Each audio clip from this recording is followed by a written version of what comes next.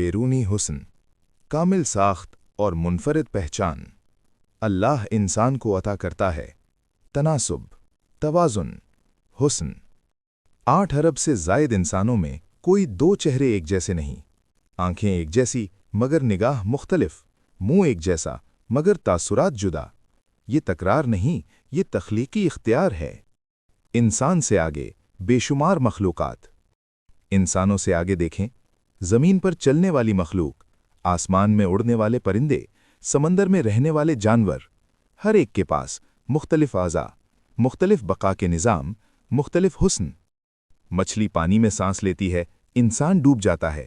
انسان ہوا میں سانس لیتا ہے، مچھلی پانی کے بغیر مر جاتی ہے۔ ایک زمین، ایک مالک، بے شمار ڈیزائن۔ کیا الٹی تخلیق ممکن ہے؟ کیا کوئی روح نکال کر زندگی واپس لا سکتا ہے؟ کیا خود دھڑکنے والا دل بنا سکتا ہے؟ کیا ایسا پھیپھڑا بنا سکتا ہے جو جانتا ہو کب سانس لینی ہے؟ نہ کوئی نبی، نہ سائنسدان، نہ اے آئی، نہ ارب پتی۔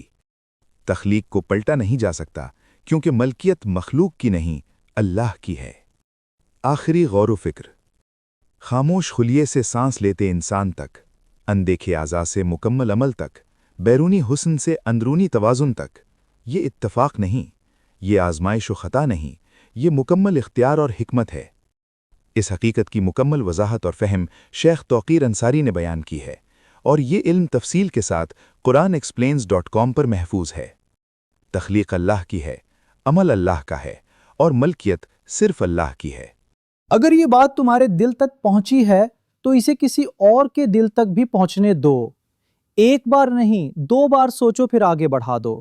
یہ پیغام صرف تمہارے لیے نہیں، یہ پوری انسانیت کے لیے ہے، لہٰذا اسے خود تک محدود نہ رکھو۔